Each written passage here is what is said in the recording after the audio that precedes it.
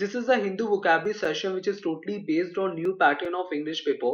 This is part 15 of our all vocabulary sessions and a special vocabulary session of new pattern 5. Okay, so let's begin. तो इस new pattern में जो last year SBI PO और IBPS PO में पूछा गया था, इसमें आपको एक वोकैब वर्ड दिया जाता है और उसके 4 या 5 ऑप्शंस होते हैं जिसमें से एक सिनोनिम या फिर कोई एक एंटोनिम होता है।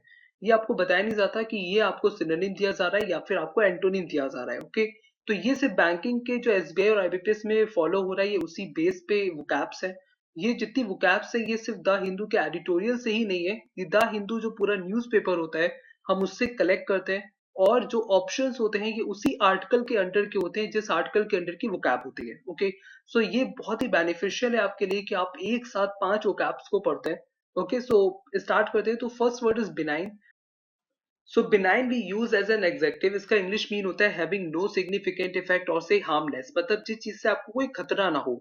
ठीक है, अगर मेडिसिन के टर्म में बोलेंगे तो क्या बोलेंगे, हार्मलेस, मतलब इससे आपको कोई खतरा नहीं है।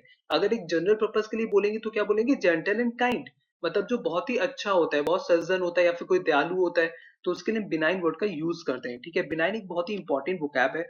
Synonyms are kind, gentle, mind, amiable. यहाँ पे दो बहुत इंपॉर्टेंट सिनोनिम है, एक है एमिएबल और एक है जेंटल। तो amiable and benign both are very important vocab here. Okay, so amiable means क्या होता है, ये होता है जब कोई सबका प्यारा होता है या सब वो सबसे अच्छा होता है, तो वहां पे हम amiable वर्ड का यूज करते हैं।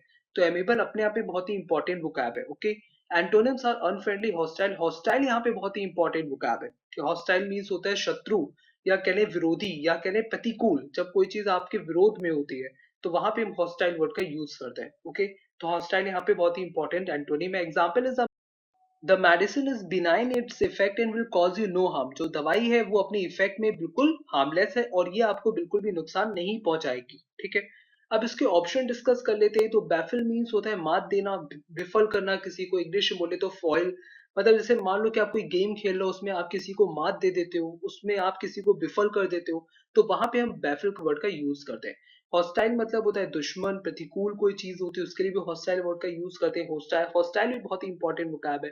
फेमस होता है प्रसिद्ध और नोटोरियस होता है बदनामी। ठीक है, तो नोटोरियस फेमस का निगेटिव टर्म है। Okay, next vocab is prevaricate. इसको हम एज अ वर्ब यूज करते हैं। इसका इंग्लिश मीन होता है to deviate from the truth, मतलब सच को छुपाना। मतलब जब कोई आपसे इस तरह से बोलता है कि आपको सच लगता है पर वो बोल झूठ रहा होता है, ठीक है, तो उसको बोलते हैं प्रिवैरिकेट। ये बहुत ही इंपॉर्टेंट वोकैब है। इवन आपको न्यूज़पेपर में ये वोकैब जनरली मिलेगी। ठीक है, तो ये बहुत ही इंपॉर्टेंट वोकैब है। इसको पॉलिटिक्स में भी इसका बहुत यूज देखा जाता है इस वोकैब का। और इसके सिनोनिम्स है क्विबल, falsify, गर्बल, misrepresent। तो quibble and falsify both are very important synonyms here, especially quibble. Antonyms are be honest and confident। तो be honest important यहाँ पे एंटोनिम है।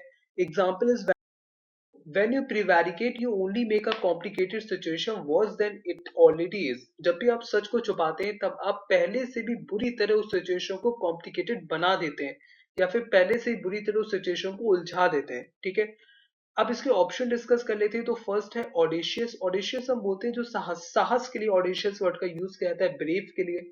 सेकंड होता है ऑनेस्ट। तो इसका आंसर हमारा क्या होगा, ऑनेस्ट। ठीक है, जो ऑनेस्ट होता है ईमानदार होता है, सच बोलता है।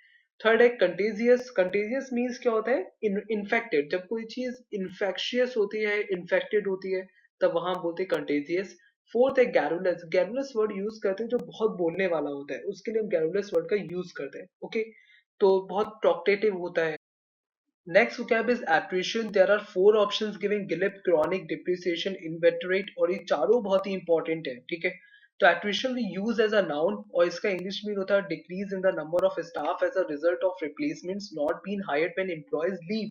जब एम्प्लॉय छोड़ देते हैं तो उनके रिप्लेसमेंट में आप किसी को हायर नहीं करते, तो उसको बोलते हैं एट्रिशन। तो इससे क्या होता है, जो आपका जो स्टाफ होता है वो कम हो जाता है नंबर्स में, तो इसको बोलते हैं एट्रिशन। ठीक है, इतना इंपॉर्टेंट वोकैब है कि आपको रीडिंग कॉम्प्रिहेंशन में भी मिल सकता है और क्लोज टेस्ट में भी मिल सकता है। ठीक है, तो अब आपको पता हो गया कि एट्रिशन मीन्स होता क्या है। Synonyms are erosion, depreciation, robbing. अगर इंपॉर्टेंट सिनोनिम की बात करें सबसे इंपॉर्टेंट तो वो है डिप्रिसिएशन। ओके, तो हमें यहाँ पे क्या मिला, डिप्रिसिएशन, ये क्या है, सिनोनिम है। तो एट्रिशन का सिनोनिम क्या है, depreciation. Antonyms are building, strengthening. Okay, तो इंपॉर्टेंट अगर एंटोनिम की बात करें तो क्या है, strengthening. Okay, example is the company said that it will reduce its worldwide employment by about 10% through attrition। Company ने कहा कि वो वर्ल्ड वाइड अपना जो वर्ल्ड वाइड एम्प्लॉयमेंट है वो 10% से रिड्यूस करेगी, कम करेगी थ्रू एट्रिशन, मतलब एट्रिशन के थ्रू, मतलब जहां पे कोई रिप्लेसमेंट नहीं होगा एम्प्लॉयज का। ओके, अब इसके ऑप्शन डिस्कस कर लेते हैं। तो फर्स्ट है गिलिप। गिलिप मीन्स होता है स्मूथ, मतलब कोई चीज फिसलने वाली होती है उसके लिए बोलते हैं गिलिप। ओके, सेकंड है क्रोनिक। क्रोनिक मीन्स होता है परमानेंट या फिर कोई ओल्ड चीज होती है बहुत ही स्थायी होती है, उसको बोलते हैं क्रोनिक। बहुत ही इंपॉर्टेंट वोकैब है क्रोनिक। ओके, थर्ड है डिप्रिसिएशन जो इसका आंसर है। फोर्थ है इनवेटरेट। इनवेटरेट मीन्स होता है जिद्दी, जब कोई स्टबर्न होता है मतलब कोई जिद्दी होता है उसके लिए हम बोलते हैं inveterate. Okay, next vocab is Rigel. Rigel को हम ऐसा वर्ब यूज करते हैं, इसका इंग्लिश मीन होता है इंटरटेन और अम्यूज विद टॉक। जब आप किसी को इंटरटेन करते हैं, खुश करते हैं अपनी बातों से, तब वहां पे हम रिगेल वर्ड का यूज करते हैं। Synonyms are entertain, amuse, delight, fascinate, captivate. यहाँ पे तीन बहुत ही इंपॉर्टेंट सिनोनिम्स है। फर्स्ट है अम्यूज, सेकंड है डिलाइट, थर्ड है कैप्टिवेट। कैप्टिवेट मीन्स क्या होता है, मोहित करना। ठीक है, antonyms are bore, anger, annoy. Annoy is most important antonym here. Annoy means होता है तंग करना। Example is before the concert starts, a comedian will regale the audience with jokes. Concert start होने से पहले जो comedian है वो audience को अपने जोक से क्या करेगा, खुश करेगा या फिर entertain करेगा। ओके, अब ऑप्शन डिस्कस कर लेते हैं। तो फर्स्ट है annoy। तो annoy मीन्स क्या होता है, तंग करना। तो इस सेकेंड इज रुथलेस। रुथलेस भी बहुत ही इंपॉर्टेंट वोकैब है, इसका मतलब होता है क्रूअल। जब कोई निर्दयी होता है तो उसके लिए हम बोलते हैं ruthless. Okay, third is diminish. Diminish मतलब होता है खत्म होना या फिर कम होना, तो उसके लिए बोलते हैं डिमिनिश। फोर्थ है एक्यूमुलेट। एक्यूमुलेट मीन्स होता है टू कलेक्ट या डिपॉजिट। ठीक है, जब कोई चीज आप कलेक्ट करते हैं या फिर कोई चीज डिपॉजिट करते हैं, मतलब एक तरह से बोले, हिंदी में बोले तो संचित करना बोलते हैं इसको, एक्यूमुलेट को। ठीक है, तो आपका यहाँ पे आंसर क्या होगा, यहाँ पे मिला क्या, एंटोनिम। तो इसका आंसर क्या हो जाएगा, एनॉय।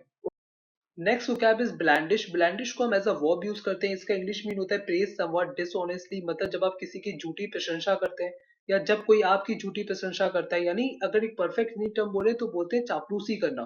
ठीक है, synonyms are flatter, allure, coax. यहाँ पे दो बहुत ही इंपॉर्टेंट सिनोनिम्स है, एक है फ्लैटर और दूसरा एल्योर है, जिसमें से एल्योर बहुत ही इंपॉर्टेंट है। ठीक है, तो यहाँ पे हमें एल्योर जो मिला, सिनोनिम मिला यहाँ पे ऑप्शन में, तो इसका आंसर क्या हो जाएगा, सी हो जाएगा। ठीक है, antonyms are belittle, disparage, dissuade। यहाँ पे दो बहुत ही इंपॉर्टेंट एंटोनिम्स है, एक है disparage और एक है dissuade।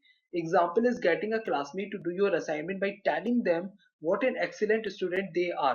ओके, मतलब इसका एक एग्जाम्पल ये हो सकता है, मान लीजिए कि आपको कोई अपना काम करवाना है, कोई असाइनमेंट करवाना है और अपने क्लासरूम क्लासमेट के पास आप जाते हैं और ये कहते हैं कि कितना एक्सीलेंट स्टूडेंट है वो, तो ये है एग्जाम्पल ब्रांडिश का। ओके, अब इसके ऑप्शन डिस्कस कर लेते हैं। तो फर्स्ट है डिटेल। डिटेल होता है जब आप किसी की फर्दर कोई एलेबोरेशन करते हैं किसी चीज का, जब आप किसी के बारे में कोई विस्तृत जानकारी लेते हैं तो उसको बोलते हैं डिटेल। ठीक है, सेकंड है फ्लैग्रेंट। फ्लैग्रेंट मीन्स होता है इविल या फिर कहने दुष्ट कोई होता है, उसके लिए हम फ्लैग्रेंट वर्ड का यूज करते हैं। Third is allure. एल्योर मतलब झूठी प्रशंसा करना। एंड फोर्थ है कंफॉर्मिटी। कंफॉर्मिटी मीन्स क्या होता है, ओबीडियंस। जब कोई आज्ञा का पालन करता है उसको बोलते हैं conformity. Okay, next vocab is banal या कहें बनाल। ओके, इसको हम एज एन एग्जेक्टिव यूज करते हैं, इसका इंग्लिश मीन होता है boring, because it contains nothing new and lakhs originality. मतलब अगर हम कहते हैं कोई भी चीज रेगुलर होती रहती है और वो आपके लिए बोरिंग बन जाती है तो उसको हम बोलते हैं banal. Okay, synonyms are simple, general, modest, ordinary. Important synonyms की बात करें तो वो है ordinary and modest. Okay, modest and ordinary both are very important synonyms here. Antonyms are original, intelligent, fresh. यहाँ पे इंपॉर्टेंट एंटोनिम की बात करें तो एक है ओरिजिनल, दूसरा है फ्रेश।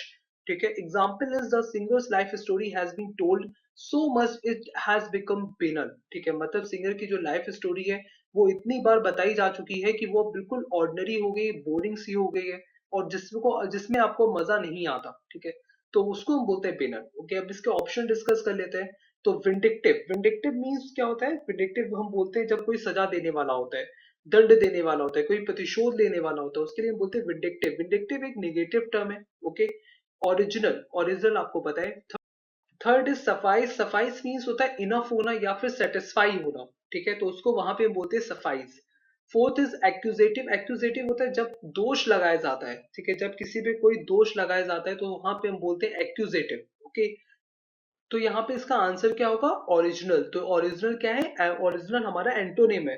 ठीक है, तो next vocab is palaver. Palaver we use as a noun and verb. इसका इंग्लिश मीन होता है talk unnecessarily and at length, या unnecessary talk that wastes time. मतलब फालतू की बातें करना या फिर लंबी चौड़ी बातें करना जो बिल्कुल टाइम वेस्ट कर दे, उसको बोलते हैं पलावर। ओके, इसके सिनोनिम्स है चैटर, गॉसिप, कन्फैबुलेट। कन्फैबुलेट बहुत ही इंपॉर्टेंट यहाँ पे वोकैब है, और कन्फैबुलेट हमें ऑप्शन में भी दिया हुआ है, तो इसका आंसर क्या हो जाएगा? ए।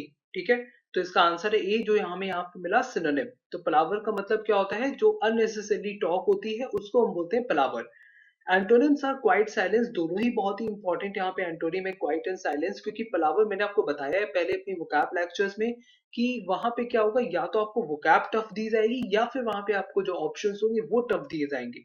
ठीक है, तो अगर पलावर दिया हो और वहां पे एंटोनिम रखा हो तो या तो क्वाइट रखा होगा या फिर साइलेंस रखा होगा। ठीक है, example is although we were supposed to have a lecture, the teacher spent the entire period with palaver about his vacation। हालांकि हमने एक लेक्चर सोचा हुआ था, लेकिन टीचर ने जो पूरा पीरियड था वो अपनी वेकेशन के अबाउट अननेसेसरी टॉक करते हुए उसको वेस्ट कर दिया। ओके, अब इसके ऑप्शन डिस्कस कर लेते। तो फर्स्ट ऑप्शन है कन्फैबुलेट। कन्फैबुलेट मींस क्या होता है? बातचीत करना, कंजर्वेशन करना। सेकेंड है डिफैमेशन, जिसको बोलते हैं मानहानि। थर्ड है स्पाइटफुल। स्पाइटफुल होता है आपका, जब हम बोलते हैं कोई द्रोही होता है, ठीक है, कोई विरोध करने वाला होता है, उसके लिए हम बोलते हैं स्पाइटफुल। फोर्थ है मैटिकुलस। मैटिकुलस मीन्स होता है जो कमियां ढूंढने वाला होता है, छोटी छोटी चीजें जो ढूंढता है, उसके लिए बोलते हैं मैटिकुलस। नेक्स्ट इज डाइम और डजन, और ये एक फ्रेज है, बहुत ही इंपॉर्टेंट फ्रेज है। इसका मतलब होता है कौड़ियों के भाव। ठीक है, आपने हमेशा सुना होगा कि कौड़ियों के भाव, इसकी कीमत हो गई है। जैसे भी 500 और 1000 के जो पुराने नोट से बैन हो गए, तो ये क्या है? ये डाइम और डजन है। ठीक है, मतलब ये मतलब अब इनकी कोई वैल्यू नहीं रह गई। जो बहुत ही कॉमन हो जाते हैं और कोई वैल्यू नहीं रह जाती, उनके लिए हम फ्रेज यूज करते हैं डाइम और डजन। ओके, जैसे एग्जाम्पल बोलते हैं books like this are a dime a dozen, मतलब इस तरह की जो बुक्स हैं अब इनका कोई भाव नहीं है, अब इनकी कोई वैल्यू नहीं है, अब ये कौड़ियों के भाव हो गई है, तो इसके लिए हम बोलते हैं डाइम और डजन। बहुत ही इंपॉर्टेंट फ्रेज है ये। Okay, so that's all for today. I hope this lecture will be very helpful for you. ये लेक्चर आपके लिए बहुत ही हेल्पफुल रहा होगा। If you like our effort, please do not forget to like the video, share the video with your friends and comment also, because it will always our privilege to receive the message from your side। and अगर अभी तक आपने subscribe नहीं किया है तो please subscribe करिए। उसका रीजन ये है कि कोई भी एक वीडियो आपसे मिस ना हो जाए, क्योंकि एग्जाम बहुत ही नियर है।